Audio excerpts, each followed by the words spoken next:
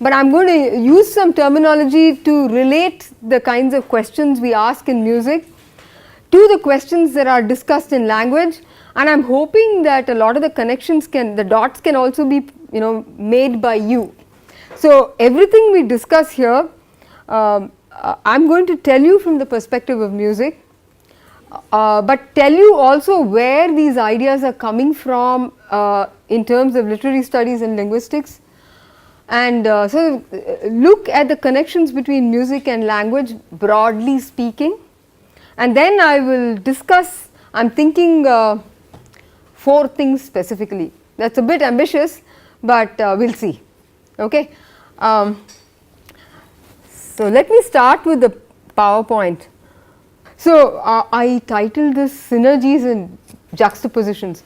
I think you must have, I think during the course of your studies discussed the origins of language. Is that something that you go into? Yeah. No, yeah. So what? I'll start with the first slide? Yeah, full screen. Okay, okay.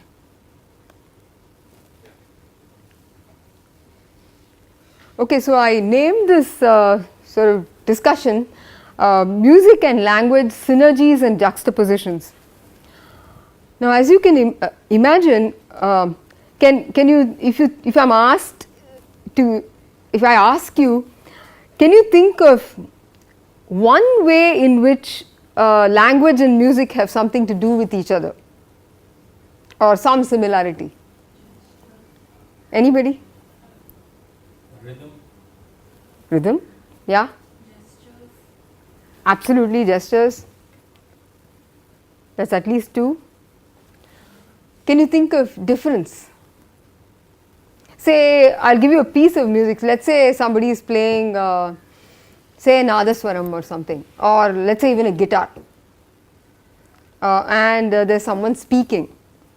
Any obvious difference?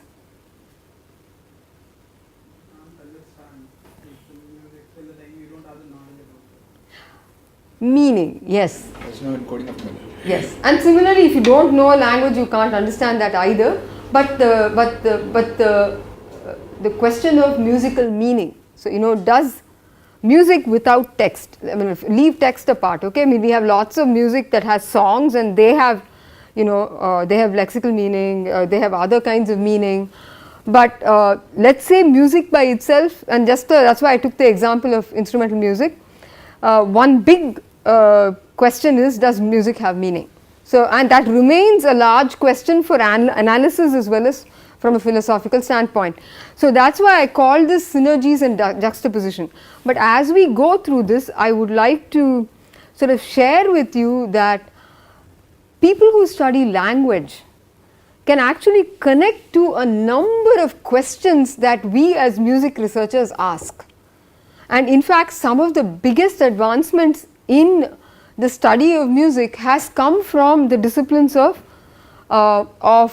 linguistic anthropology for one, gesture studies, and that kind of language inspired research methods, and that is really what I've sort of decided to focus on for this class, because it's a sort of meeting ground for both of us.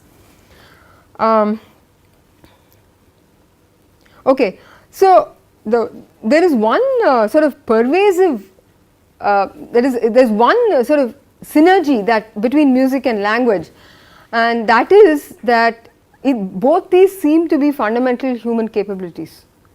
The capacity for language and the capacity for music both exist in humans, and so this is what one could call advancing a sort of a biological / cognitive argument to say that human beings, and here is the word that's important, as ways of expressing themselves, as ways of communicating. So fundamentally, the synergy between music and language arises as systems of communication, even though, as I said, with language unless it's something that is gibberish, your language is trying to convey meaning, Now music, it's a question mark, is it actually referring to something outside of itself, and we will get deeper and deeper into this question as we go into the class.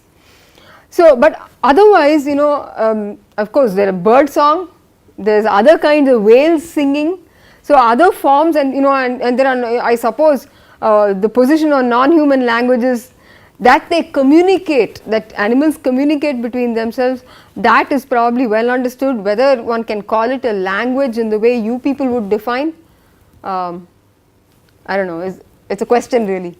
Would one say that animals have language? Some form of communication, but not the complexity involved in human and what we call, and certainly the idea of having a particular syntax, a particular grammar, generational rules for generation, and then the levels, the sort of underlying structure, the deep structure, the surface structure, you know, all that we don't know. If they have it, we still don't know how to get at all those things. Whereas human languages, the diversity of languages, their complexity, at the same time the fact that you could actually grasp them analytically, these are all, that they are systematic and systemic, these are things that sort of make human languages stand out. Similarly, musical systems. Now I want to say right up front, now when we talk about music, right, there's certain kinds of music that many of us are sort of accustomed to. So if I were to ask you about, you know, the kinds of music you listen to, what is sort of the feature, somebody mentioned rhythm, right, is one feature of music. Anything else that strikes you about music? What would you say? There's sound, right, there's sound, language has sound. How would you distinguish sound and music, or would you distinguish sound and music? Anything that makes you feel this is music, and this sort of ambient noise of the air conditioner is not? Any qualities of music that you want to call out?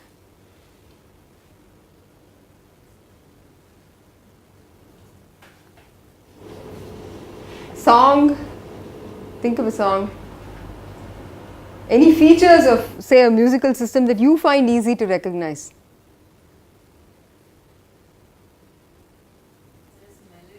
Absolutely. So it's sort of the something that's so obvious that you guys are not thinking of it. The thing we are most used to, I'm not saying that all musical systems are melodic, but a large part of the stuff that we think of as music has a melodic basis. So you've got the scale, and you've got a melody, and then you've got tunes, you've got songs. So rhythm and melody are two fundamental dimensions of most musical systems. And but aside from that, have you been near a funeral? I guess at least passing. Have you heard people crying? Lament. Lament is also something that has been analyzed. In fact, one of the readings that I sent you, which I didn't really expect you to have time to read, but I wanted you to have it. It looks at the poetics of lament. So lament is a very interesting form of, I'm going to call it music, but a form of communication, melodic communication, because see, some forms of lament, they will actually have language that you can understand. So they may be praising the person who's gone, they may be telling their life story, they may be talking about supernatural things, so there may be some stock stories they tell during death. So these are all forms in which there may be a text that has what you can call, is it called semantic meaning? Would that be the right terminology? Meaning that you can communicate, okay. So in linguistic terms it has meaning. Now then there are other forms of lament which are like wailing, where it's mostly affective. There's very little doubt about the kind of sentiment it's trying to portray, but a lot of this, the wailing is about sort of communicating affect. So and that goes with a lot of action. You may beat your chest, you may fling your hands apart, you may do anything, but the point of the matter is that when you're trying to communicate something, and sometimes you point to the crowd, sometimes you point to the person who is gone, and this kind of wailing is also a form of song. Now in between these two there are kinds of wailing where the text is not obvious, but they use very conventional gestures. So somebody who has been around this, who has grown up in that kind of environment, who belongs to the community, they will actually be able to sort of figure out what is being said. So some kind of signs that are built into music itself or into the wailing process, where you are able to convey, either you could call it hermeneutics, which is like being able to read something, read tokens, or you could call it semiotic meaning, where you look for signs, but these are well understood exchanges that are happening. Now having taken the example of wailing, let me get to Hindustani music, yeah, so or Carnatic music. So here we have a classical system from North India, South India. Everybody's heard some form of classical music here, yeah. So either Carnatic or the common feature they have is Raga, Tala, songs, and the idea, the Raga is one of the most fascinating things, because we are going to look at it more carefully. The Raga actually functions as a kind of language. So the idea that it can have its own grammar, it can have its own syntax, it can have phraseology, and then finally the big question that comes up is, does this kind of quote unquote abstract musical form have musical meaning? So the backing up from there, one of the key things that people who have worked on the psychology of music have observed is that the impulse to generate music is sort of inherent to the human constitution, like the impulse to generate language.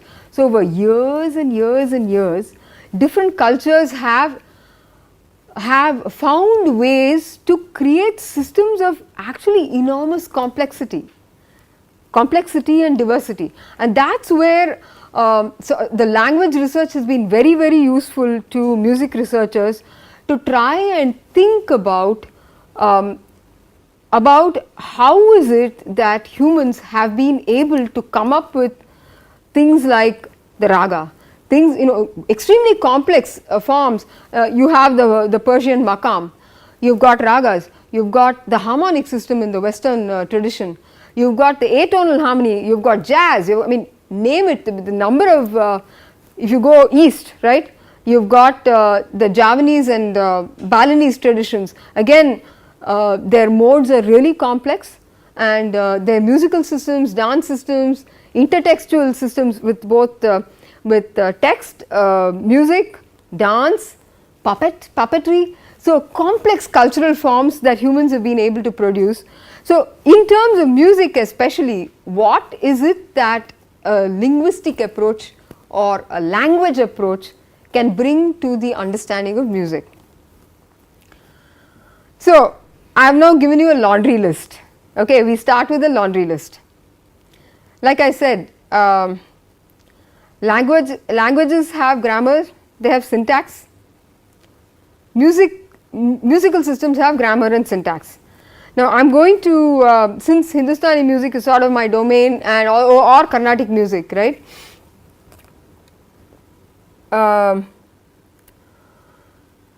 let me just open this up. See, 3 o'clock, right, I am being a North Indian musician, I am going to pay some attention to time.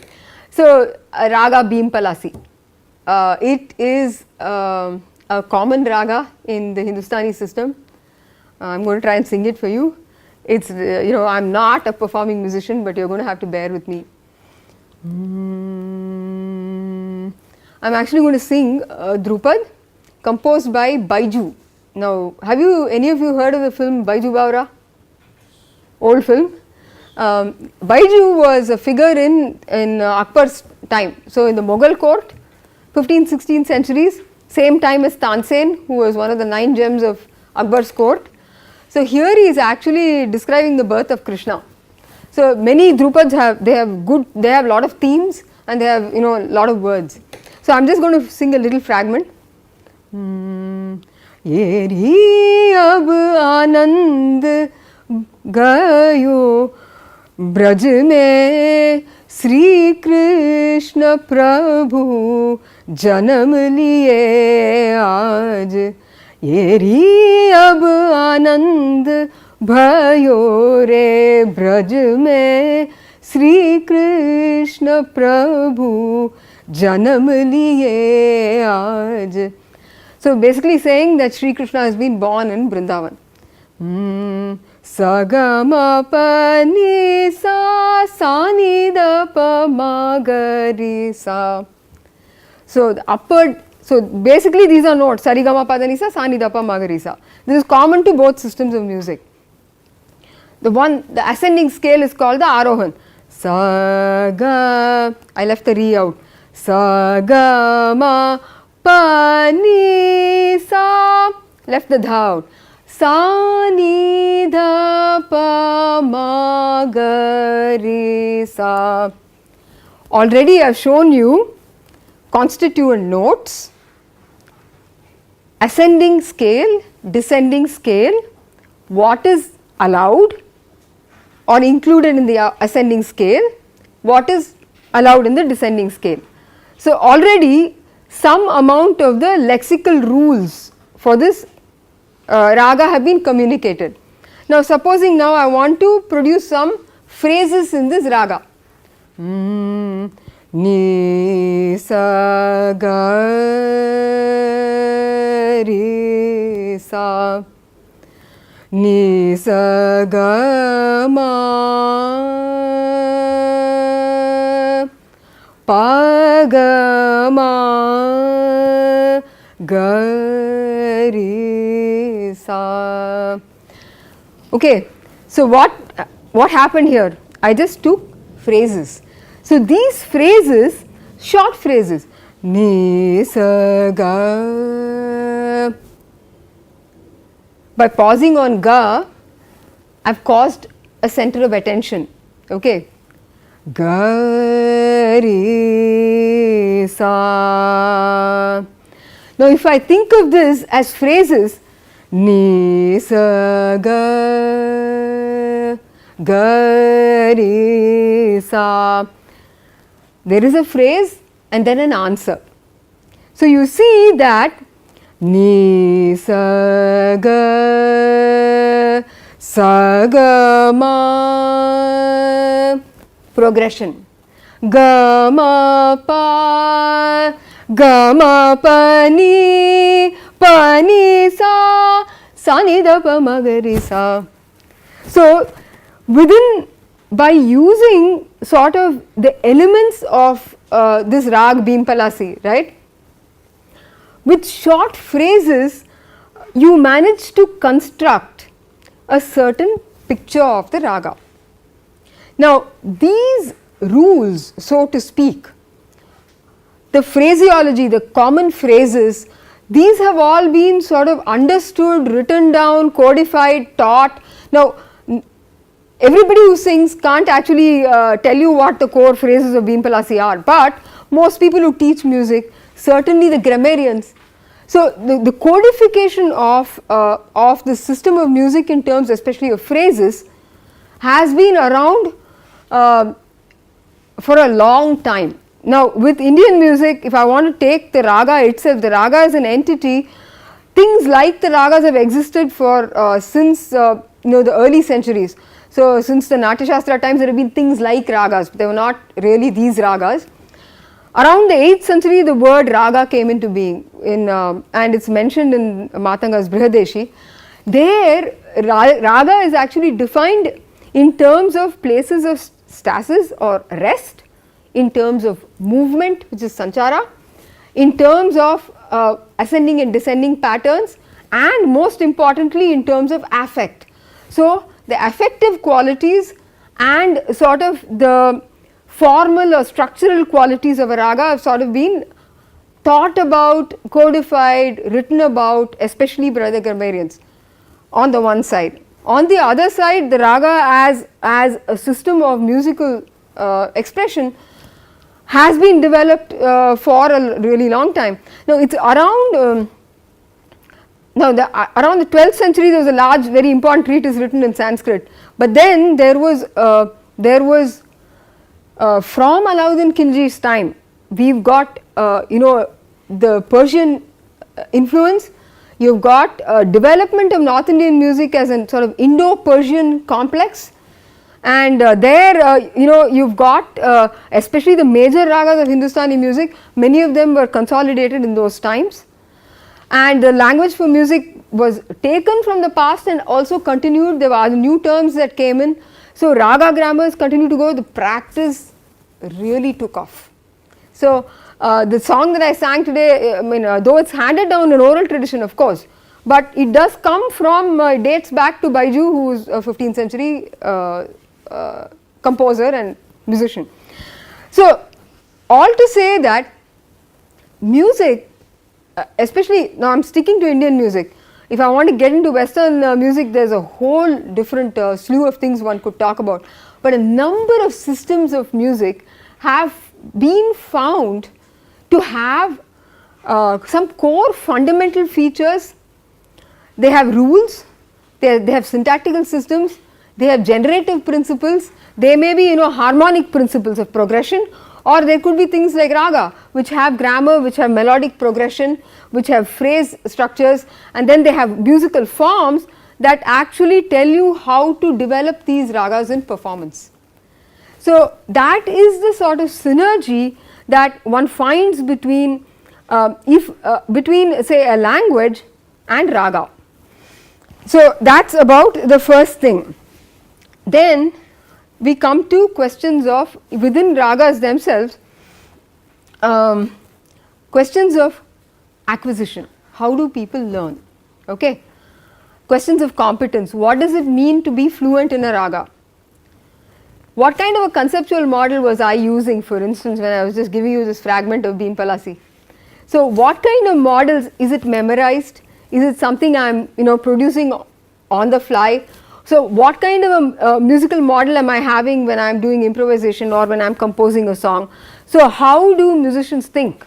So conceptual models are used for musical thinking, and then they have the body and the senses and the functioning of memory.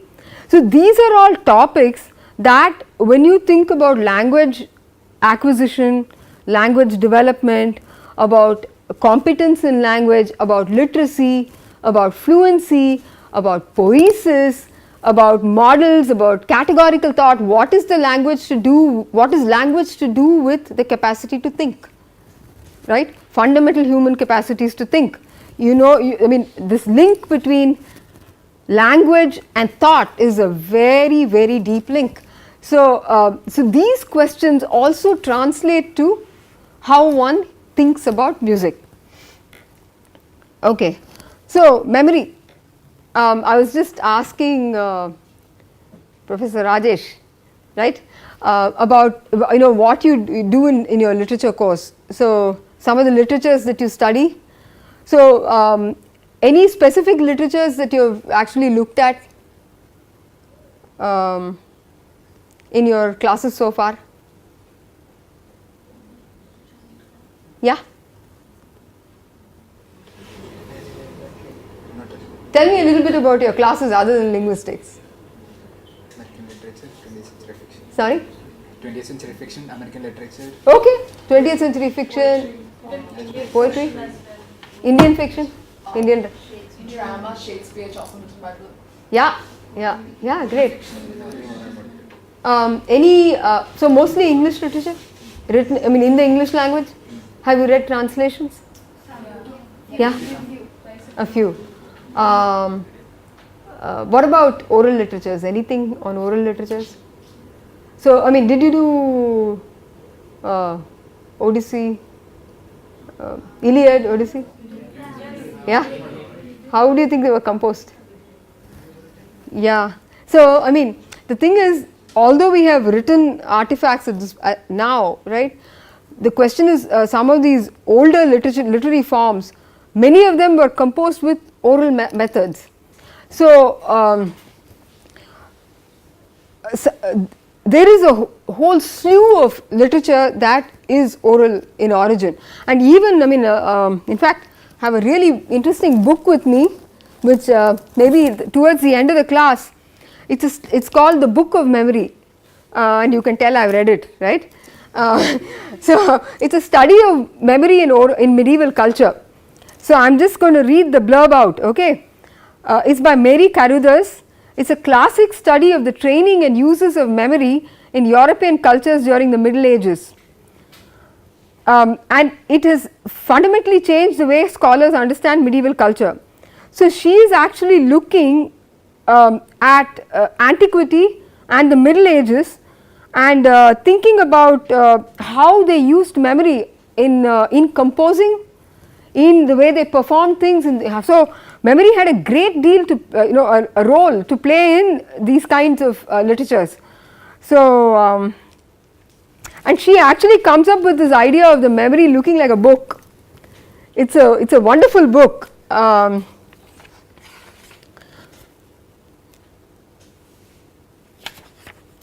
And it deals with the Psalms, it deals with sort of the neuropsychology of memory and the kind of arts that people would, you have to actually cultivate memory. So some of the practices through which people cultivated this kind of special memory. So again, another one, memory in oral traditions. This is the cognitive psychology of epics, ballads and counting rhymes.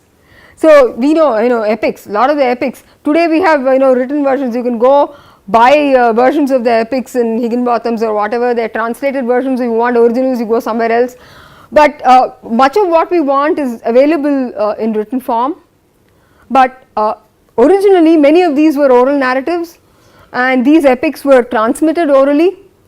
And so you can imagine the kind of work that experts have to do in order to sort of keep these stories going. And they, of course, oral narratives, as we know, they acquire a life of their own as they are passed on. But at the same time, they have enormous stability also. So it's not that as they get told, they randomly change. No, there are specific methods in place to cultivate memory, to cultivate the act of storytelling, and you can imagine also that these are very, very community dependent. So through time, the act of telling, preparing the audience to listen, to participate, the context in which stories are told. So so many of these kinds of literatures actually place a great deal of importance on cultivating and the use of memory, and we learn a lot about how memory works from studying these kinds of systems, not just about the system. And the same is true of music. So the question of how the mind works, how memory works, I won't just say mind because we will get into it more. The body is involved, the senses are involved, so many props are involved in remembering. So all to say that a big point of commonality between literature and music is on the use of memory, on the importance of memory, and also how do people remember. Yeah, any questions? In India, I think the whole of the tradition was to a large extent oral tradition. So the Vedas were transferred, Absolutely. the Ashtadhyayi was transferred orally. I mean, if you go to the Ved Pathshalas, you will find that they have devised certain ways of keeping. And it is said that the Rig Veda has been passed on for over a period of 3,000 years without the loss of a syllable. The Vedas are a very good example. In the villages, etc. So, for example, we have this system called alhas. They sing alhas to sort of transfer the legends of the local greats or whosoever. Yes. Yeah. And even there, you find that. They have devised a certain way to keep things in their heads. Yeah. And you find 8-year-olds and 9-year-olds coming up with a list of 4,000 sutras of the Ashtadhyayi. Yeah. That was made possible only because of what music and memory, cultivating of the memory could do. And actually, to go back to your Vedas example, right? If you go and look for videos on YouTube, it's fantastic. You turn the sound off, you just look at their gestures, and so because you really use the body, it's not only in the head, it's all over the place, and different systems will use different methods of keeping or mnemonic systems.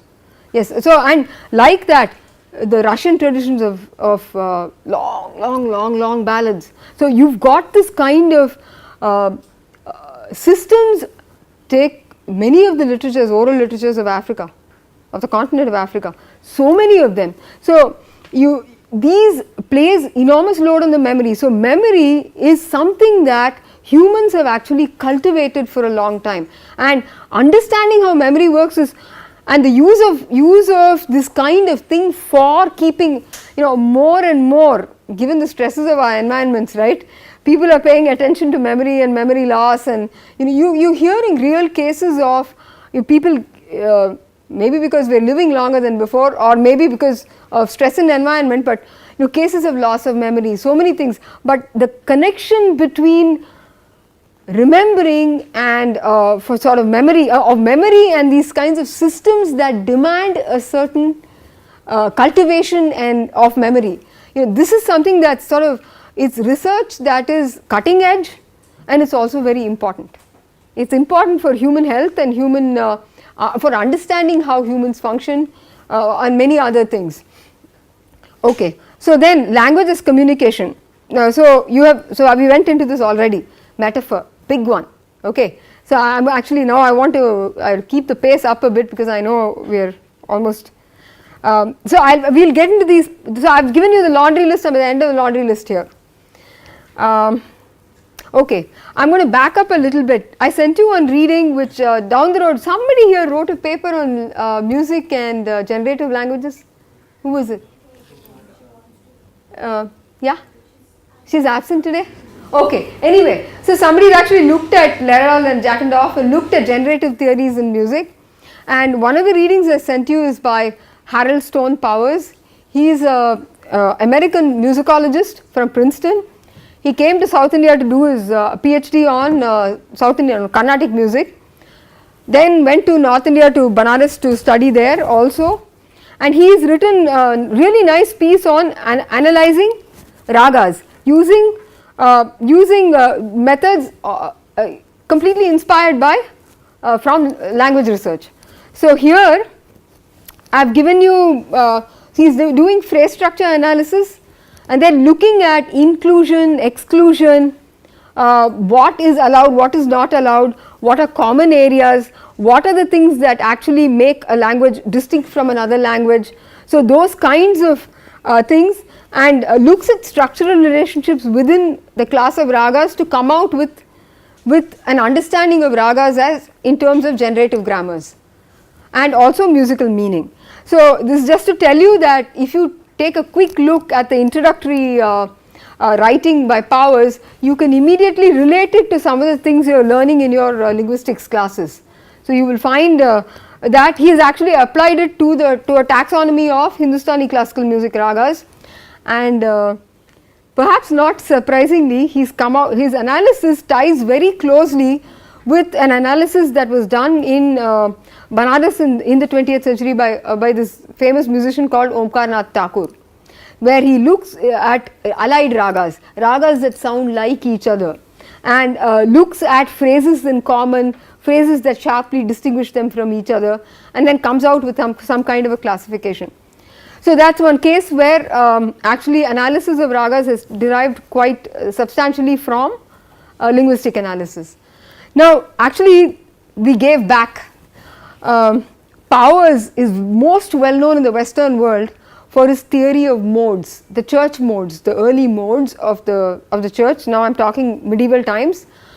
Now those are they are not unlike ragas. They are modal entities. There is something between a tune and a scale. It's not a song. It's not just sarigama padarisa sanidama magarisa. It has some shape. It has some melodic contour. It has some pitches where you stop, pitches where you end, all that phrases. So Powers actually took his work on ragas as a basis to come up with a theory of modes, and that became really famous, where it is inspired by ragas, just to say that it works both ways.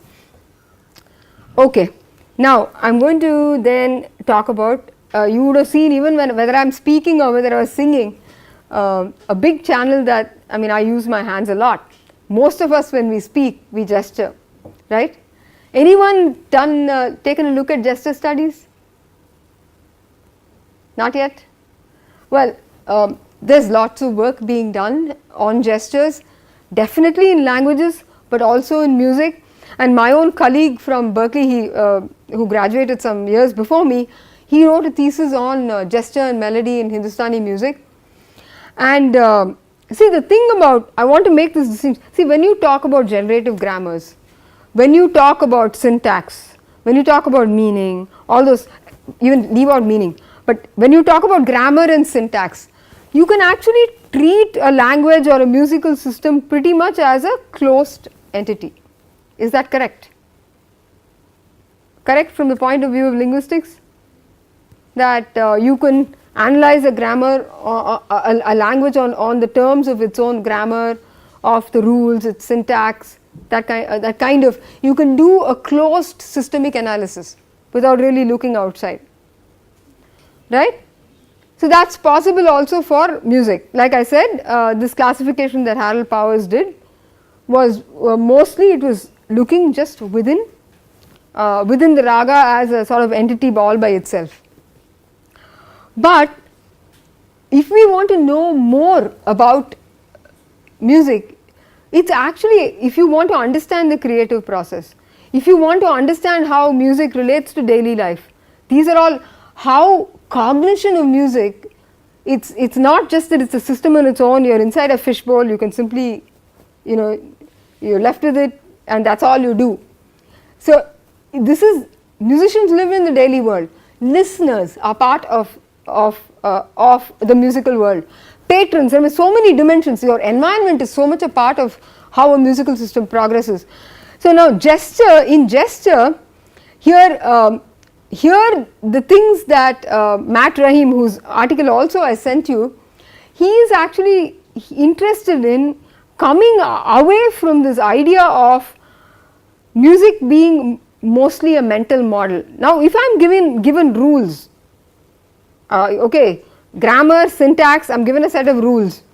One could imagine that having learnt this, I can actually be a musician simply in my head. So whether it's mathematics, whether it's language, that mostly we try, because of the whole mind-body dichotomy, right, one has tended to sort of privilege the mind as being the seat of knowledge. Would one agree with this? That mostly when we say, oh, somebody is smart, right, we'll say, hey, this person's got a really sharp mind, right. So, and mostly IQ tests, whatever they are, we mostly emphasize mental models and the mind for almost all cognitive activity. So getting away from that has been a sort of almost obsession with anthropologists, with ethnomusicologists for sure, across the humanities. What Matt wanted to do is to actually think about the body and its relationship to music. So is it that this, you know, when I am singing sa ga ma pa ni sa sa ni da pa ma ga ri sa ni sa ga ma pa ni sa ni da pa ma ga ri sa, tied my hands, I can probably sing, but more naturally we tend to use gesture.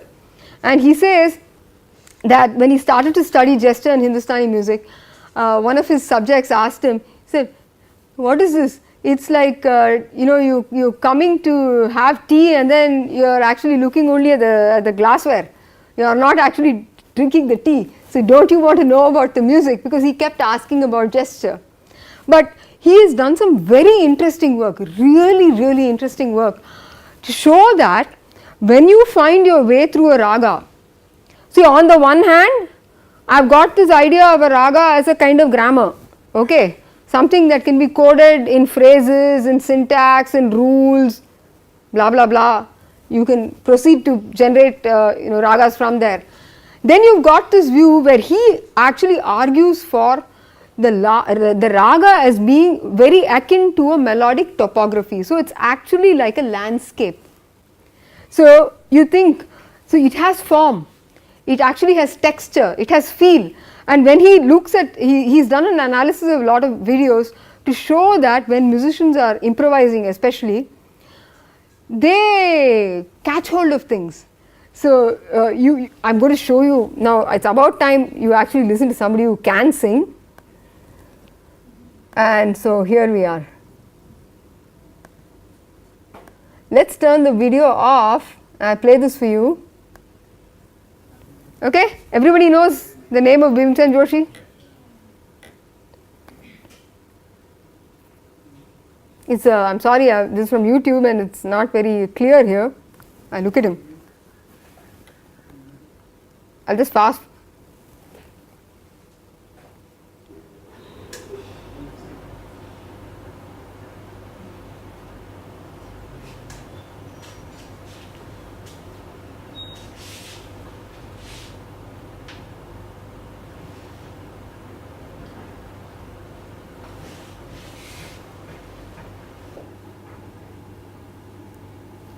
Okay, so let's try this with the sound on. Huh?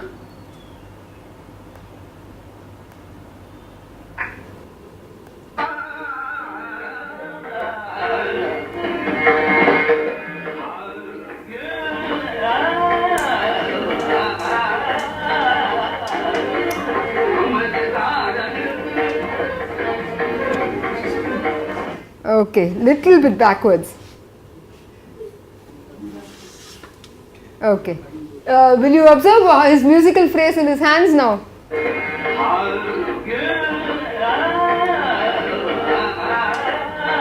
What did he do? Yeah? Right? So, yeah, sorry, very poor imitation. But anyway, point being that in this case it's sort of apparent that gesture is actually mapping the course of the melody, and in his case is more clear. Now some other people up and down won't really map the way it does for him, and he uses his whole body, it's not just his hands. But Max studied gestural lineages in the Gwalior Gharana, and he's come to some conclusions which are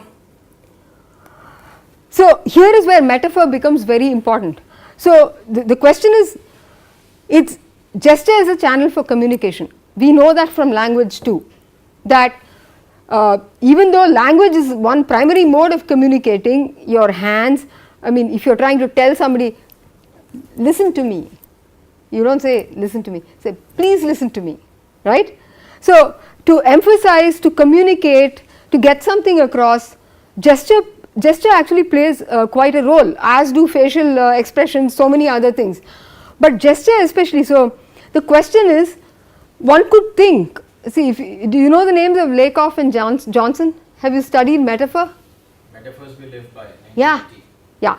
So metaphors, if you have not already studied it, sometime you will, I think. When you, is that right?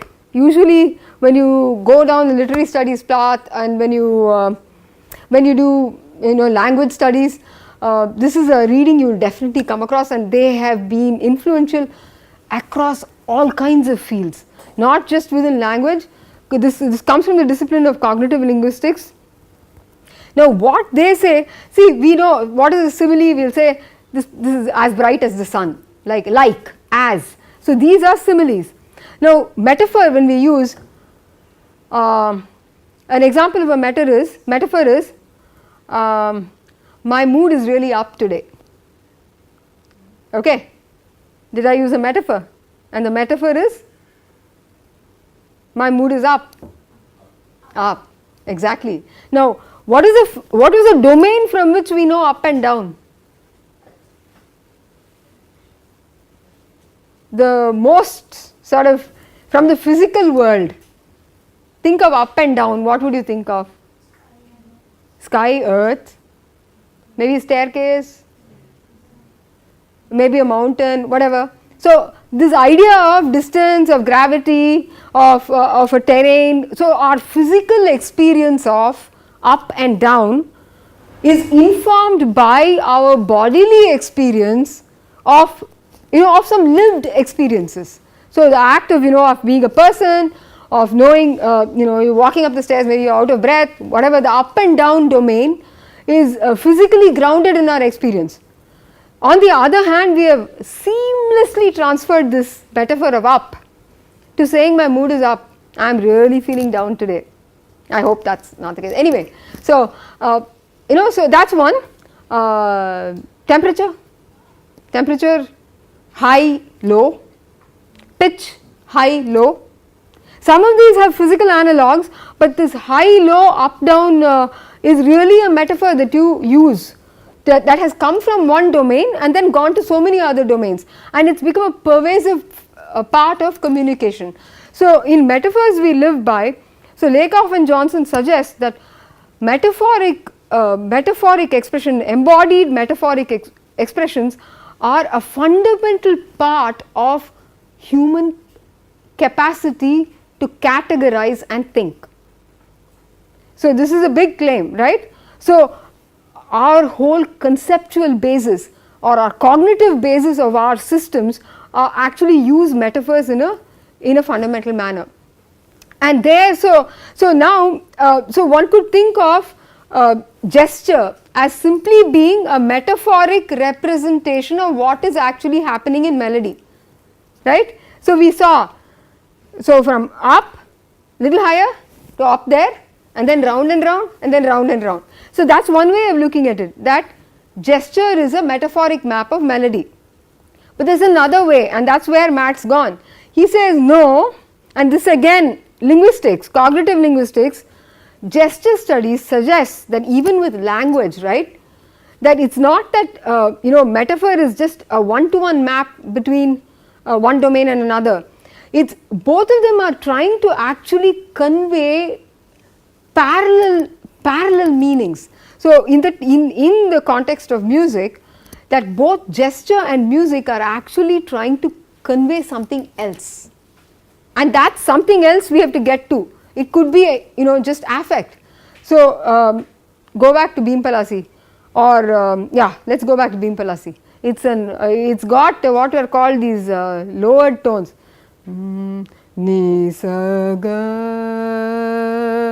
That ga is called a komal gandhar. It's a low ga.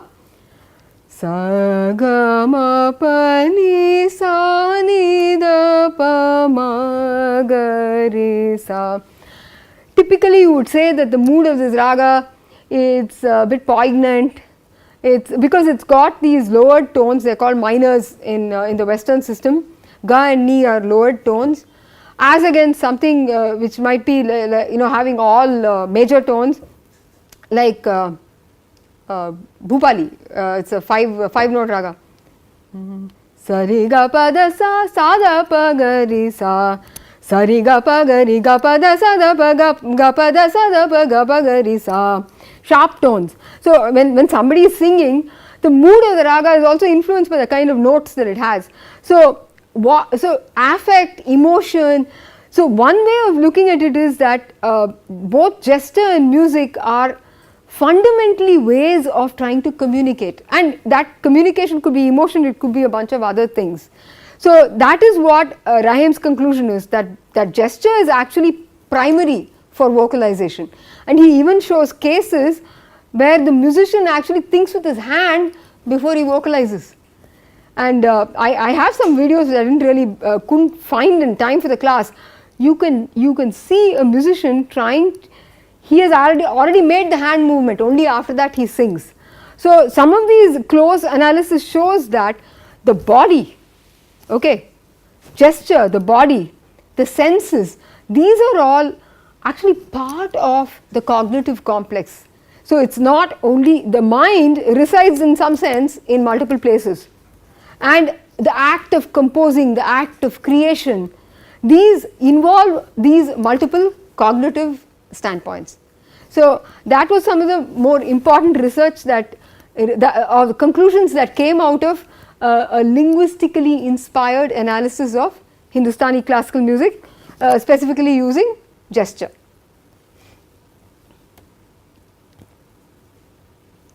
So now to recap just quickly, we did one approach, generative grammars, yeah.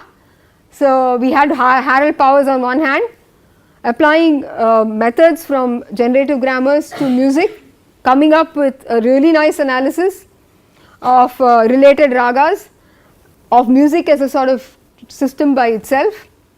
And then next we came to just opened it up slightly, we brought the body in, we brought metaphor in, and in this case we looked at a specific case of work from gesture studies that also really finds its roots in sort of the cognitive linguistics side of as a domain, and that was used by Matt Rahim in an analysis of gesture in Hindustani music to argue conclusively that when that ragas actually function as melodic topographies. So movement, how do you learn a raga? Yes, grammar, syntax, yes, but also through moving in it. There is no better way than to actually move through this landscape called raga, get familiar with it, and he has also argued that he has used gesture studies as a way of sort of arguing that when one sings, one act that ragas actually become tactile things. You can hold them, you can feel them, and anyone who, I mean I don't have time to sort of show you, watch T.M. Krishna's, T.M. Krishna's name? You heard of it? Yeah, Google him, find some of his videos, just watch how he uses his hands. So there are some musicians who don't gesture at all, but the others for whom you can see that the creative process is so bodily, I mean that their bodies, their faces. Nikhil Banerjee with the sitar. So Nikhil Banerjee will sway, two hands holding the sitar, but whole body will move, and it's not that it's sort of optional or anything, it's actually a part of the creative process. So this kind of work is sort of again contemporary work. Matt's work was probably done in 2009 or something, or maybe 2011. Okay, but then now I am getting to my third topic. This down the road, this is actually there's another. I brought half my library with me. This is a fantastic book. It's a really small book, early book. How Musical is Man. One would say that linguistic approaches and approaches he works. This is John Blacking, Englishman. He uses deep structure and surface structure, linguistic derived approaches. Look at the Venda people in Africa, and he talks about soundly organized humanity and humanly organized sound. One of the early people to really get away from thinking about music as this autonomous system. When you have a complex system, mathematics, music, whatever it is, there is a tendency to think of it as a universe on its own. But there he went, he brought the analysis of music sharply together into the socio-cultural domain. So really thinking about how the structuring of sound reflects, absorbs, feeds the structuring of human experience. Yeah. You were talking about the bodily movements the person who is producing music makes, right? So it's the same thing, similar thing in somebody who's listening. Totally. Even if it's the extreme version of that would be dancing. Absolutely. Yeah. You made a very good point. In fact, that's why it's response. You can tell that this is a form of communication going on, and see the way person A and person B responds to a piece of music may not be the same, but the active response, a lot of things come in, and as you say, and actually when I was listening to Bhimsen Joshi now, my body, I could feel the phrase in my body, and that is for one thing. Of course I was here, because I'm used to listening to his music, I can sort of anticipate even his next phrase. But whoever, when you listen to, what do? We tap, we clap, we sway, we get up and dance. So movement is such a big part of what makes music work. Right, thanks for that. So now I'm getting into a little more, this is one of my most favorite books of all time, Sound and Sentiment, Birds Weeping, Poetics and Song in Kaluli Expression. It's by Stephen Feld, I think in the 1984 or something. So Steve went to Papua New Guinea, and in the days when Steve went there, that place was vastly different. You go and look on YouTube now for Papua New Guinea, you can tell what development's done, tourism industry, all that. It's a fantastically beautiful place, but when he went there, it was also quite isolated. So he spent his time in the rainforests. See, and he studied with the Kaluli people, and he came out with an analysis. See, the thing is, they have an extensive vocabulary for bird song, right, and for song itself. And the thing that he studied weeping, which is a form of lament, right. So the sound that he came up with this whole discipline called acoustomology, and where these are ways of knowing in and through sound. So Steve has been, see, as you probably are well aware, visual culture, the eye, writing, visual orientation has philosophically been sort of at the top of the hierarchy, post-enlightenment era, right.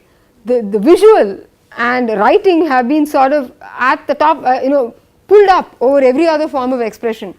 So this is what they call the oculocentrism or vision centrism, and other senses, touch, feel, whatever, sensation, smell, sound even, have been sort of thought to be sort of lesser forms of knowing. But if you really go into it, most cultures, the oral is an extremely important way of how we know things.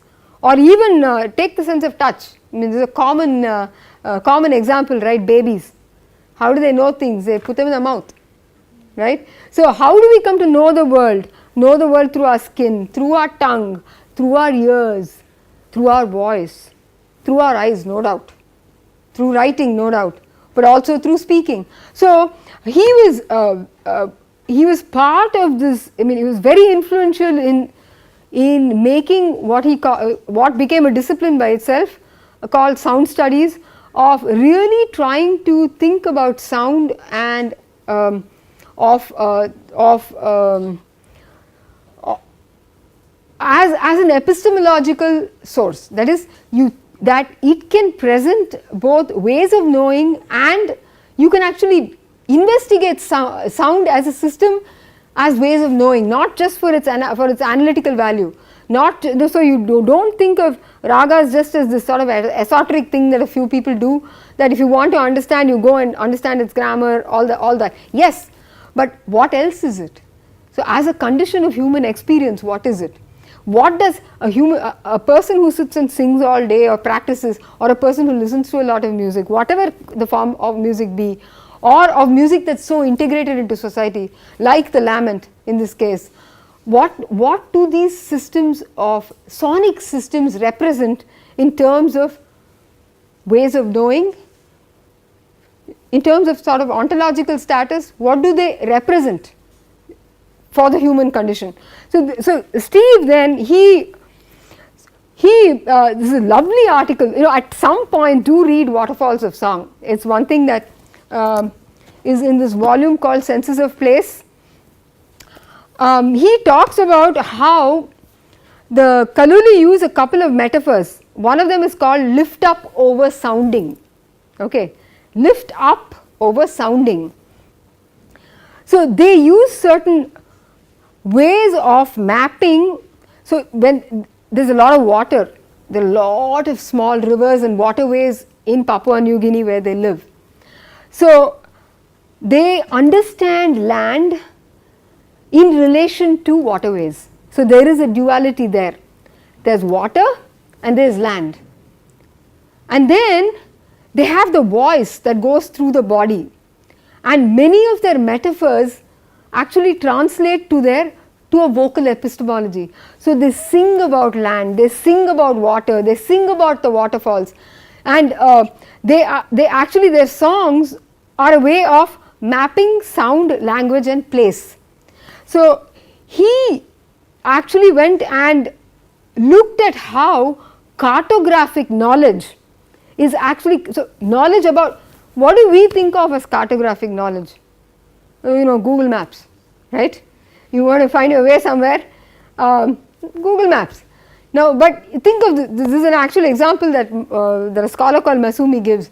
Now, I want to, I've gone, okay, I'm in HSB, wherever, right here. I want to find my way to Professor Rajesh's office. Now, I've gone there once, twice, thrice before. How do I find my way? My body sort of knows, it goes up, goes left, you go around something. Or if you go through a subway or something place where you walked 100 times, let's say a bus stand, right? You automatically sort of position your way through some landmarks. Or in the olden days, Mylapore, where I was staying, lots of buffaloes, 3 buffaloes on this corner. Then there's somebody, now no more buffaloes, they're all out of here. So we as humans, we embody cartographic knowledge in so many ways, and this is again some lovely research done about this, Cognition in the Wild by Hutchins. So how we use so many props in trying to understand something, in trying to know something. So anyway, Steve shows that a lot of cartographic knowledge is actually embodied through this affective mapping between sound, a language, a whole language of the Kalulis, and their sense of place. And so his idea, so for a Kaluli person, right, this notion of emplacement. So song is something that helps them find their place in the world. So it's, and this analysis can transfer right over to Hindustani music, and that's actually the topic of my dissertation, which is also here.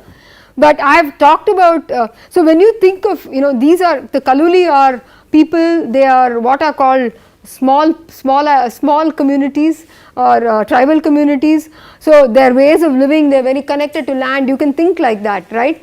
That they live in the rainforest informs how, their sense of place, their songs inform their sense of place. So you can understand that when he talks about music there, what is the function of music? It's a sensory naturalization of the way water flows through land. At the same time, you've got the voice moving through the body. So when they say lift up over sounding, it's a double metaphor at work.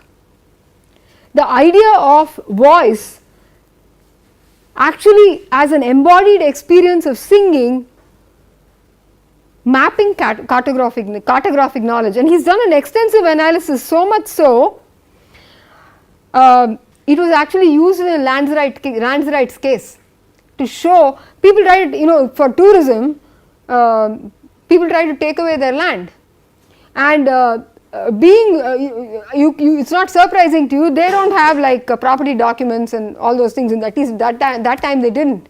There was no way of really showing their ownership of that land. So Steve's work was used to actually prove that their music embodies cartographic information in ways that clearly connects them to their land. So I mean that's a there you have your development studies program coming together with your literary studies program right there, because these are issues that humans face. The way we connect to our environment, the way we connect to places, cultural forms play an enormously important role, whether it's literature, whether it's dance, whether it's music. Now it could be functional music, like in the case of a lament, right? It's actually used in certain circumstances. It could be anything as abstract as Hindustani music.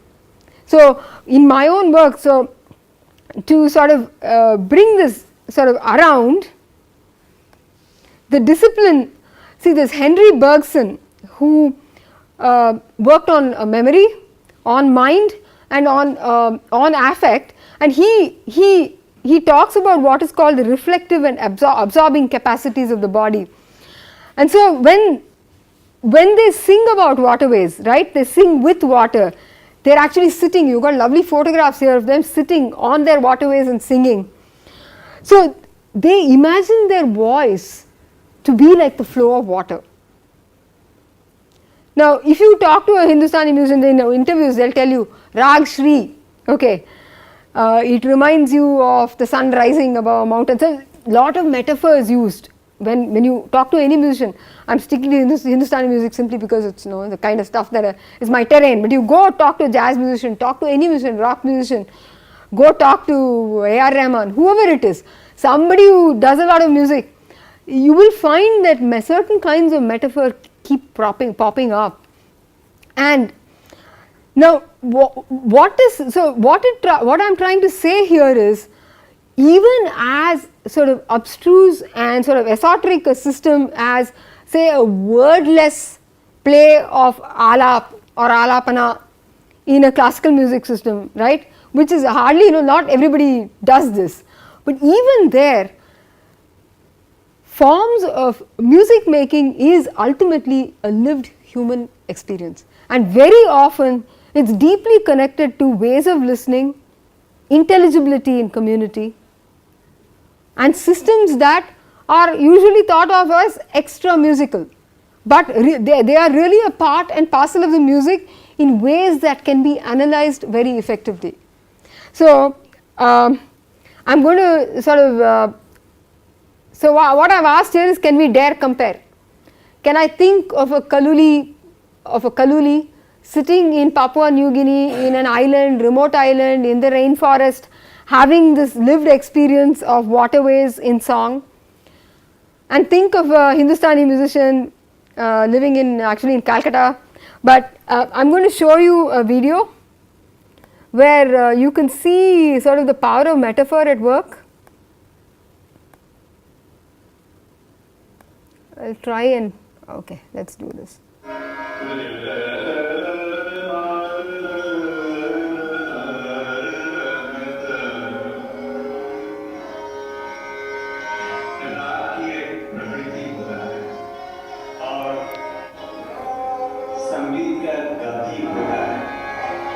Give me a second.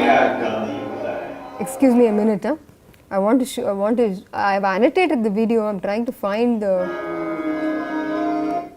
Yeah, okay.